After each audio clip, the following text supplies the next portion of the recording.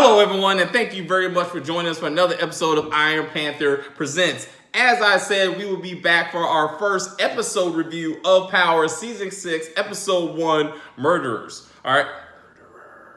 And I was like, this is what we all waited for. We waited to see Ghost, Tommy, and R.I.P.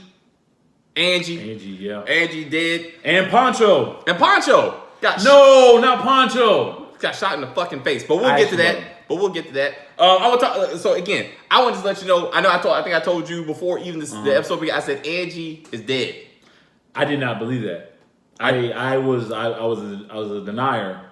I was like, Angie. You know what? Actually, I want to start from the very beginning. Okay, let's start from the very beginning. Change the fucking theme song back. Okay. Oh, my bad. That theme song. No, I need Joe's voice. Okay. Trey Songz, he can sing. Sing on another song. Okay. Get the fuck out. Why would you change the song? They're trying to do like The Wire. You ever watch The Wire? Go watch The Wire. Huh? Okay. You notice they would have like the same like intro but different songs. Just different version. Like it would be a jazz version. That's what it. How you gonna wait 6 seasons to finally do that shit? Fuck out of here. Especially on that's like changing Game of Thrones. Like no, when I hear that, I know what time it is. Right. I know the Lannisters about to wreck some shit. Right. And then now Joe is gone. I'm like, now I'm gonna have to hit fast forward now. Yeah, I did. Yeah. I actually missed the first like. I was like, no. I wanted to sing with it. I can't sing with it now. Thank you. Thanks, 50.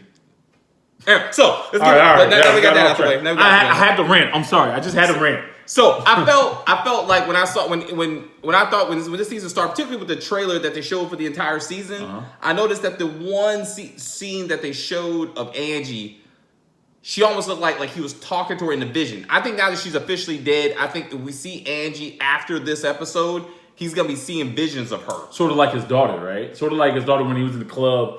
The daughter was shot. I forgot her name. Oh. Remember he was in the club with Tate. Oh, he saw a vision of her. Yeah, like he thought he saw his daughter, his dead daughter. He thought he saw Raina. Raina. It was like Raina, and then they was like, dude, it's like, man, let's go. Oh my bad. All right, I think it's gonna be like that. I think it's gonna be like that. But anyway, Angie dead. Well, I think Angie had to die because Ghost and Tommy needed unforgivable reasons to kill each other. You know what I'm saying? So Ghost manipulating Tommy to kill his dad gave Tommy a reason to kill Ghost, no matter what. Ghost didn't have a reason. Short of Angie being dead, Ghost would have got over that shit, at some point. But now that Angie's dead and Tommy did it, now you can actually believe they're going to spend some episodes really trying to kill each other. That's what I'm saying. Right. They're both invested into this self-destruction thing. Yes. However, here's the deal. They're not going to kill each other. They're not. Absolutely not. They're not going to kill. Because you know who's going to be the real killer in all this? Tariq. Fuck that. Tariq, man. Tariq is going to kill. Tariq kill who specifically? He's going to kill his father. That's what you got? Oh hell yeah! All right, on record. We got it on record. Oh yeah, he's going. Come on now. He's a new Kano. He's a new Kano. He's pissed off with what happened with 50. Okay. Pissed off with which I think is kind of weird. I'm thinking you only knew this dude for a couple months. He kidnapped your ass, and now all of a sudden he's a. You remember that? That Tariq doesn't even know that Kanan was 2 seconds for putting a bullet in the back of his head when he took him to Drifty's house. Yeah, he was about to kill that motherfucker, and if it wasn't for Tariq, Drake saved his life, right? No. Tariq saved his own life because once he started complaining about how much he hated his dad, Kanan changed his mind. That's it. I wonder how he would feel about it if he knew his new daddy Kanan was about to pull a bullet in the back of his head. But let's talk about, like you said, they're not going to kill each other. How did the writers going to expect us to believe that Ghost and Tommy do not have the physical ability to kill someone in close range? When they were fighting at Tommy's house, the gun just slid across the ground. You can kiss my black ass. You remember when Ghost by himself took out his entire drug network with nothing but a sidearm? Yes. Angie weakened him. I mean, even when that Serbian had guards, and he still killed all the guards like Delta Force style, and then put terror cards. Remember that? Yeah, but but you're complaining about that is is like something you can argue about every single action film ever been made that has a beginning fight scene. Like, why don't you just end him now? Like in every superhero film, end him now so you don't have to deal with him in the future. The fight was unnecessary. It was absolutely unnecessary. You knew good and damn well they were going to kill each other, and both of them have demonstrated the absolute ability to kill people stealthily. I thought it was necessary because at the end of that fight, who walks in? Tariq. That was done on purpose. All right. That was a foreshadow. I'm telling you. All right. Yes, put that on record. On record. This was some foreshadowing shit. But let's talk about some bad writing just for a little bit. Uh-oh. It really pissed me off that Tommy is the one who yells out, now we have to live with the consequences of our actions. When they're fighting? Yeah. That was some bullshit. That was some bullshit. Yeah, Tommy's messing up a lot. Like, it's He's like for one, like, or go ahead. Go. I'm just saying, writing-wise, Tommy's not that smart. If Ghost would have said that would have made sense. But Tommy's not that reflective. Clearly, the audience, the writers were talking to us to let us know that, they both realize that they're both caught up in this shit. They're going to have to deal with it. But I was like, that was poor writing to me. Like it was misplaced and definitely coming out the wrong person. In that fight. Yeah. That's what I'm saying. I mean, and speaking of giving it to the wrong person, like, you're going to give this girl who's not about that life the gun to get rid. Tommy, what the hell? Let's get into Keisha. Let's get to Keisha. And then not only that, you know what? You know what I love? Let me talk about this. You know what I love about this show? All right.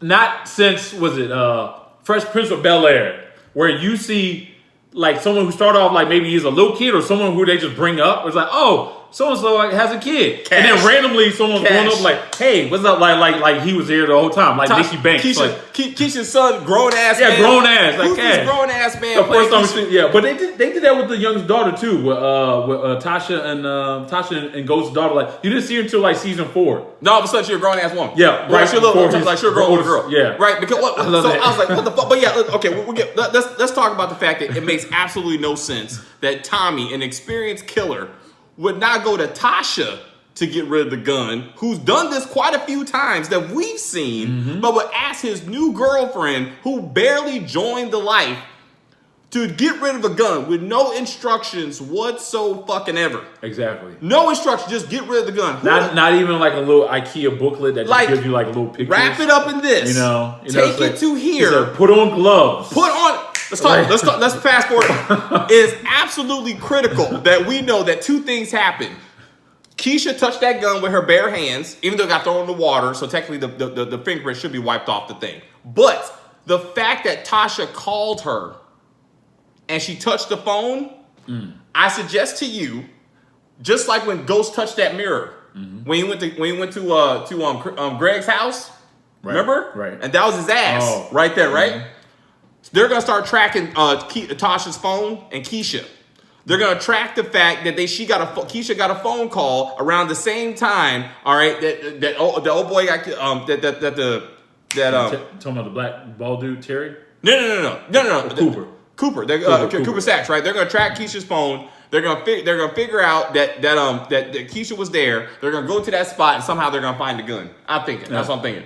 Because it was unnecessary to show that Tasha called her. There was no reason for that. Like, she didn't answer the phone. So what was the point of showing that Tasha was so distraught over Terry Silva that she wanted to call Keisha? Who Keisha already knows that Tasha don't give a fuck about her. Because we worked that out last season. When Keisha was crying over Tommy, and Tasha was like, yeah, but you're going to give us an alibi, right? Well, yeah, another interesting thing that I noticed from the previews for the next episodes is that Keisha says a particular line. I don't know if it's this. Stay away from Tasha? Yeah, like, what this reminds me of? Holly. When Holly kept telling Tommy, like, he said, Ghost, you don't need Ghost anymore.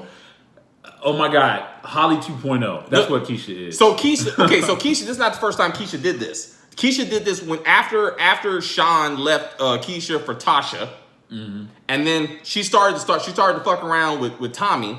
She had then said, she told Tasha, don't take Tommy from me too. She said that. Not in a sexual way. I mean, she knows that that's not what it is, but she thinks she's looking at split loyalty. That's what she's worried about. Right. She's worried about that once again, Tasha is going to be taking her man in some way. Which is interesting from a colorism perspective. I do want to bring this up. I thought it was kind of interesting that overall in the show, Tasha, who is a darker skin between her and Keisha, she's the one who's at the top of the girl pyramid right now. You know what I'm saying? That Keisha wants to be more like Tasha instead of the other way around, because most shows is the other way around. I do want to acknowledge that for the colorism issues. But anyway.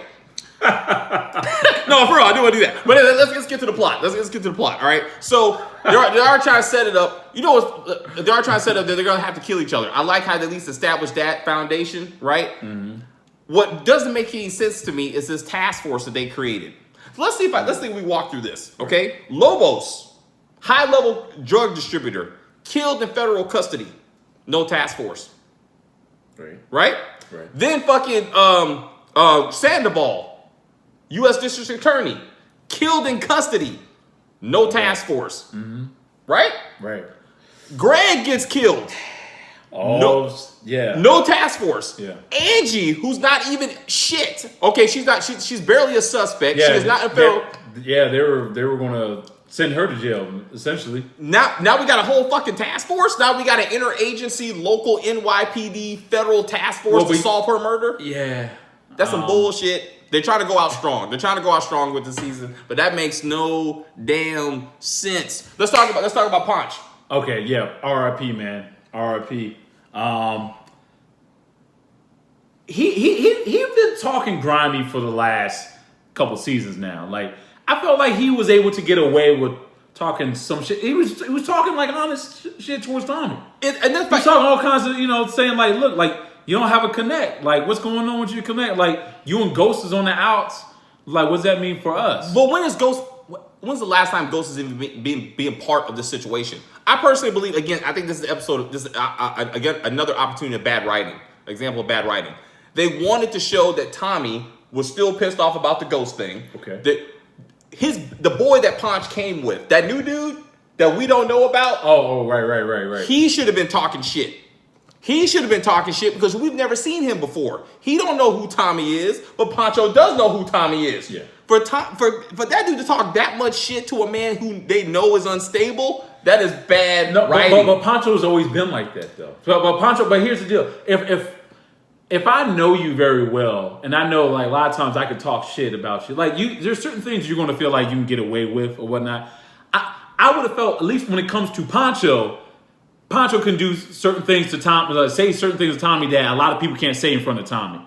And I thought Tommy's going to give him a pass, but obviously Pancho didn't get the memo as far as the shit that Tommy's just been going through in the past 48 hours. And he's like, oh, okay, bull in your head.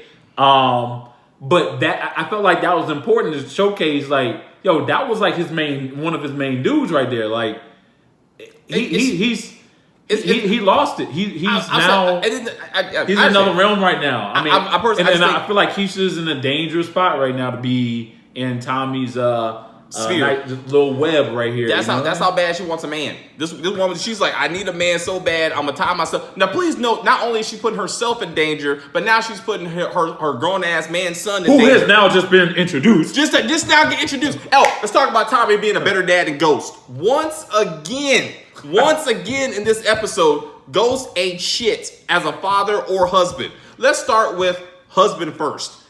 He tells his wife, the mother of his kids, that he's grieving the loss of the woman that he loved.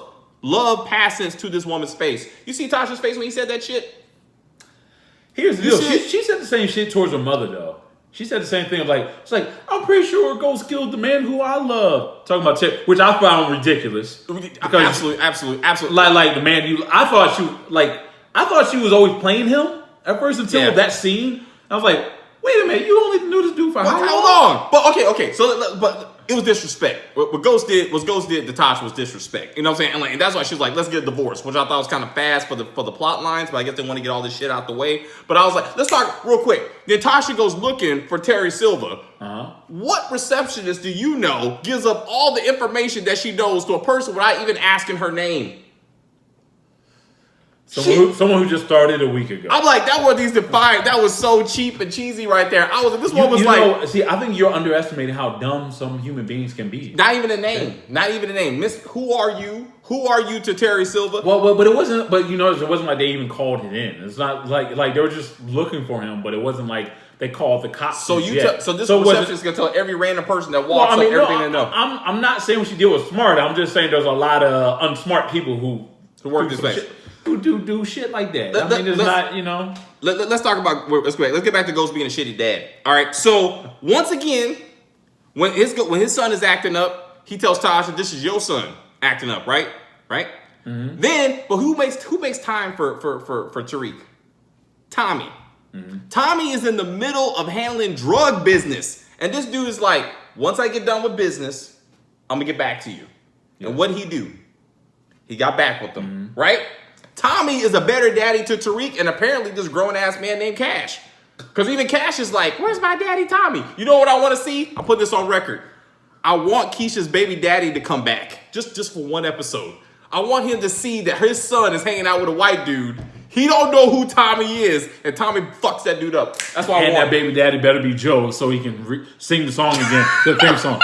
That's what I want. Bring him in just for that. That's what I want. If Tommy's gonna be the daddy in this man's life, this Cash's life, I want that. But Tasha's not the best mom in the world either. Like, you see your son about to leave to go with Tommy. He's like, hey, it's like, where you going? It's like, after all this time, like, how you gonna let him leave?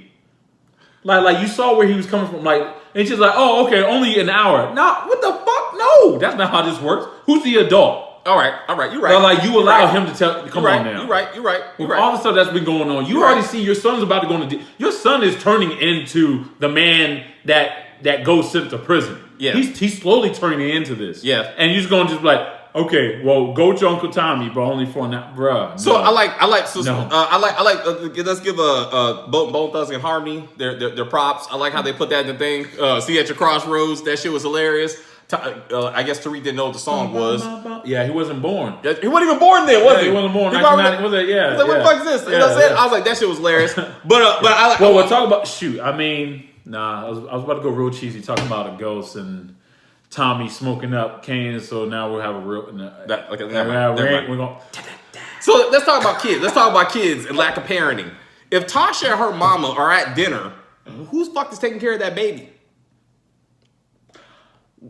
Where the fuck is that baby at? Okay, so then I love how her whatever daycare that Cash was at for the last 5 seasons. Whatever. I was like, what the? And then I love her mom. Her mom has been consistent in the sense of Tasha. You got no money. What you gonna do with your life? You ain't got nothing. Get back with this man. Get back with this man who cheated on you. Okay, because you ain't got shit. Why don't she? She's the only real character in the show right now, and Tommy. Tight. But I like how the mom. Remember, my wife loves saying this. She loves quoting the mom when she said, "You ain't got no legal claims to his illegal money." That's what she said first season, which is exactly what she's going to run into on Sunday when she tries to divorce a man and get half of what? The club business? When's the last time he's done any shit at the club? Yeah, I was wondering that. How would that work? Like, how you gonna do? Like, how much money is the club even really bringing in? And legal money. Yeah. So I like that. That's a good point. That's gonna get like what the fuck? And I'm saying, but like, I thought Tasha still has her shit together, but I'm like, but every plan involves some man taking care of her. First, it was Sean, which a ghost pointed out that shit ain't gonna work. What happened to her stealing money, siphoning off money? Remember that when she started that bank account? It seemed like it was going well, and then they just stopped. They just stopped with that shit. Like what happened with that? Yeah. Then, and I was like, you need to learn how to invest. All right, Dave Ramsey. Go to Dave on YouTube. Type in Dave Ramsey. Tasha. All right, and he will help you out. He'll help you out with mutual funds and investing in real estate. All that shit. I was like, I could not believe. But anyway, let's get back to Super Killer Ghost. You want us to believe that Ghost was standing outside in broad daylight in New York with a gun in his hand, and people walked past him and nobody said shit? Yeah. They were like, oh, that's a black man with a gun. No problem. Nothing to see here. You can kiss my ass. Then where'd he get that Uzi from? I don't know what kind of gun that was. He stepped up his gun game just to kill Tommy. And then he shoots up the car and doesn't even check to see who's behind the fucking wheel. He saw a white dude and he was like, oh, that gotta be Tommy, because all the Serbians are white, but who else would you? That was some bull shit. I was like, there's no way in the world. You know what it was? So this is how I looked at the reason, like why he started shooting up really fast and just kind of quickly left. I felt, if you notice, even as he was like, even kind of, he got away and he still had the hood on. I don't think he even realized, like at that moment, I think he was really upset as far as what he did. In his mind, he was like, I just killed my best friend. Like, so I don't think he could have even had the balls to even want to look in that backseat. He been trying to kill his best friend all day long. Exactly. But at the same time, I mean, it's one thing to talking shit about certain things and then actually doing it like, oh damn, it's sort of like me skydiving. Yeah, I was like, yeah, I can't wait to skydive. And then I was up in there, I was like, oh shit, I'm about to actually do this. That was bad writing. That was bad writing. It was bad writing. It was bad writing. Okay? Like, if he would have blew up the car and just assumed it was all blown up in the spits, I would have took that. Also, why is it when they were investigating Ghost, let's back it up. When they were investigating Ghost, when they thought he killed Greg, why is it they didn't find his layer of super killer weapons and the outfit? Where'd he get that machine gun from, too? I'm like, who's his weapons dealer? Like, and Tommy with Ghost, I think the Ghost, so the Uzi, maybe they'll explain this later on. Maybe that Ghost, that Uzi didn't belong to him. It belonged to, like, maybe another group to make it seem like it was a gang hit. That got Tommy, because that's not how Ghost operates. Exactly. Like you said. So I think that was done to set it up to make it look like it wasn't him in the first place. All right. It needs to be explained. You're right. It needs to be explained. It only been the first episode. It made no damn sense. They spent too much time on dumb shit. It was at the end of the episode. They can only put so much, man. Why is he spending the whole episode having visions of Angie? You know what I'm saying? Did he do that for his daughter? He spent the whole damn episodes having PTSD. Why the fuck is Angie's apartment? So remember in the club, he spent this whole episode thinking about Angie. Let's not do this, man. He spent the whole episode dreaming about Angie. Then, how the fuck is her apartment still open? Yeah, that should have been like closed off. Closed off as fuck. How the fuck is her apartment still open? They even did that in Jessica Jones. Yeah. And yeah. I was like, that makes no sense. That makes no sense. You know what I'm saying? I was like that. I'm like, and then check it out. Check this out. Uh-huh. So let's go back to the stupid ass task force they got. So let's see. They got a new boss because the black one got her black ass fired. I'm not sure what being black had to do with it. But anyway, so let's see. This office has again got a had a drug dealer killed in custody, right? Because of their leaks. Okay, Tommy's dad got killed. Mm-hmm. He was informant, got killed. Right. Then they lost Sandoval because of leaks. Mm-hmm. Right. So now their plan is to purposely leak the identity of Maria, praying that they try to kill her, and they're gonna stop them this time. That's their plan. That is the worst precinct I've ever seen. What the fuck are we talking about right now? Close it off. It's How is Sachs not fired? How is the whole office not shut the fuck down by now? I'm about to say, like, how are they even generating money still? Oh, you're talking about the drug? No, I'm talking about the whole, like, I'm talking about their station. Like, how's it still generate? How are they even able to turn on the lights? Like, they should have shut that shit down a long time ago. Yeah.